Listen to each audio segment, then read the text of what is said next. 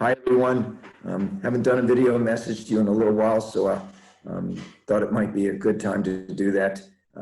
Happy Hanukkah to all who are celebrating that currently. Hope it's been a good celebration so far. And speaking of celebration and traditions, we did something I think pretty neat last time I wanted to share with folks. When the kids were younger, we used to go out every year with my mom and dad in our minivan. One of the pluses of a minivan for you anti-minivanners out there, we pack in there and we drive around and look at all the lights of people's homes around town. It's always a neat thing to do. So I thought this year in COVID, what we do, we got a caravan of our family and cousins and Audrey's in-laws, and there's 6 cars, and we synced in our Bluetooths and all were able to talk together. I went out a couple nights earlier and mapped out a route in the city. There's some amazing places, and I did a map, so if anyone would like it, I'll share it with you. Takes about a half hour to 40 minutes, and it was a blast. Everybody talking and laughing and oohing and ahhing, and it was a really good time. I think the adults liked it even more than the kids. Anyway, it was a success. So folks that are new to the Speedsters or to Boston Bound, and you have any questions at all about terms I'm using, about your training, about pacing, about Adrian's pace calculator, please text me or stop by.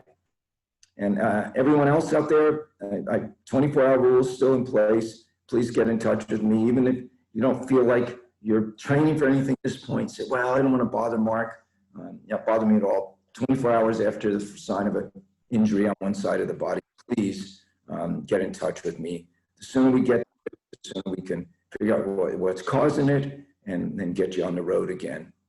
And just a reminder, the basics of a workout day, warm up slowly for 2 miles. Your first 4 to 5 minutes should be absolutely the slowest of the entire run. That's your form of stretching. And then if there is a workout, do some dynamics right after you warm up for those 2 miles. Dynamics or anything you can do to loosen your body up that you're not pushing or pulling on your body. And happy to go over that with anyone if you had any questions.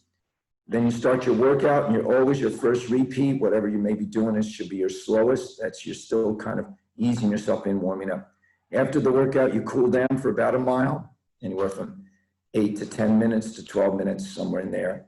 And then try to get something in your gut within 20 minutes, chocolate milk, Gatorade, banana, Cliff Bar, something like that. It really helps with recovery. And then try, if you can, to get on the foam roller afterwards or do some static stretching afterwards. The Boston Bound, you guys are in the middle of the training for a March marathon, the March marathon that Leah and I are putting on. You're in your base building, very important. It's the foundation to your house of this cycle, and all should be at your aerobic heart rate. You should not be breathing heavy, keeping that heart rate 145 and lower. And then you're starting to sprinkle in some marathon pace. If you don't know what you think your marathon pace should be, give me a shout. We'll figure it out. And you guys, I'm pleased, tickled that a lot of the November folks that ran Leah's and my marathon in November are wanting to do it again in March. You need to be bridging and gentler than what I'm giving you instructions for right now. So get in touch with me. I'll write you out a bridge because you shouldn't be up to 40 to 45 miles a week yet. That was just last month. So I help you out with that. The Speedsters training for this spring, whether you're going for the RaceFest or whether you're just looking to point to some races like the 10 miler. Of course, the 10 miler is not up in the air. We will do something, but we're just not sure what we're going to do yet. We've got Nicole and us are working on that at this point. But if you are, you have begun to start to do some workouts because January 1st is our first race in the series. We've laid out incrementally getting higher. We got 5K on January 1st, and we haven't set the date, nailed the date, but we're doing the Sugar Hollow race in February. We're merging the 5K and 10K into 4 miles. So one event, it's going to be the Frostbite 4 miler, and then we'll do the Haven 8K out in Free Union. We're coming up with COVID-free courses with scheduled times so that we can be out on the road longer. So obviously can't do that downtown. So stay tuned for that. And then Leah and I have been talking. There have been a number of people that have said I'd like to do a half this spring. Would you consider incorporating a half into the full? We are considering that. And I will start, if we do decide to do that, I'll start writing the workouts for that. Folks that want to do a half in the middle of March along that rear view course. And of course, this is, once again, exclusive. I never have used that phrase before in my coaching over the years, but it is at different times. So we're not looking to have hundreds of people. I like to keep it small, and that's why I'm keeping it only open to you guys, to my athletes. Still seeing injuries that I think are tied directly into improper sitting or too much sitting, iliotibial band, hip flexor, calf, hamstring, sciatic, plantar fasciitis. So many of these are tied into sitting. So Leah's got the video that we had done about proper sitting. Maybe we'll share that. You can find it. I think it's on the Ragged Mountain site. I know it's on the Ragged Mountain site, but maybe Leah can share that with you and Harry. Okay, I'm starting to unravel here as far as my order goes. I had this in order. Okay, we're looking at snow on Wednesday, possibly. It's typical rumors. It's all over the map from a dusting to 12 inches. If we do get 4 or 5 inches or more, then obviously, you know, you shouldn't be out on the road running any kind of workout. So you've seen this week, I shifted things around for you to make it safer. We still have those yak tracks are great. They really do work if you want to get out and run. Otherwise, be very careful, because good way to strain a groin or a hamstring is to just slightly slip. I think when snow is falling, it's the most beautiful time to run. But after people have packed it down, boy, oh boy, it gets trickier. So we'll see. We'll see what happens. The winter solstice, Rick Wachowski's got it rolling again. Winter solstice, the traditional run. It's this Sunday at 7:45 in the morning. They're leaving from the same spot, but no group photo for obvious reasons. And there's various distances. It's, of course, running the loop around RTF. Just keep your distance from one another with that. But that's a fun one. An update on, well, a reminder on the CHS track, since we're starting to do a few track workouts. Please stay out of lanes 1 and 2. I've been out there for the last 2 Saturdays with a tiny group of masked folks for the MASKED, masked, not masses, folks for the 10-mile training program. And I've been having to tell people to get out, not our folks, but folks that are out there walking or running in lanes 1 and 2. So it just wears the track out. Rodney Red has been so nice to keep that track open the entire pandemic. And it continues to get abused. People walking and running right by the sign that says, stay out of, please stay out of lanes 1 and 2. So anyway, let's be good models. Would that continue to be good models? A call out to George Rich. I did this in my On the Run column.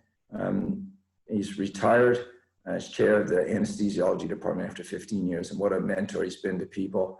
And to Bill Petrie for all his work. These are 2 guys that are part of our family of runners here. And Bill has done tremendous work with infectious disease and working on breakthrough stuff. If you've been following with Bill's travels with it, pretty amazing. And talk about mentoring. I had 2 women the other day came over to get shoes, and they sat down and we got talking. And one's a med student and one works in research. And turns out one works with in George's department and one works in Bill's. And they raved about these guys. And it's really neat that they're mentoring out there.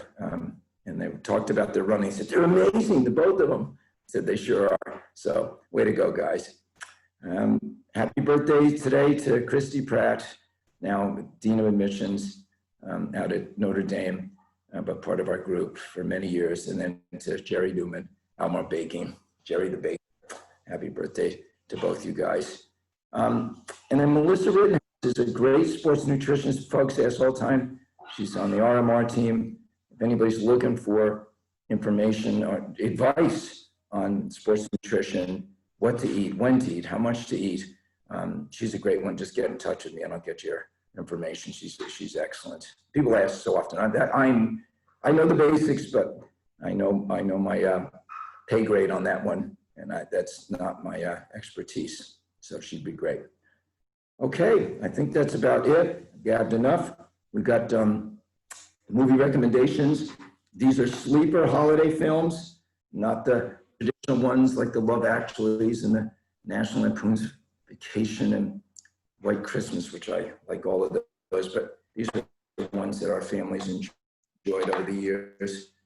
Family Man, see if we can get it on the screen there. Nicolas Cage, Taya Leone, great one.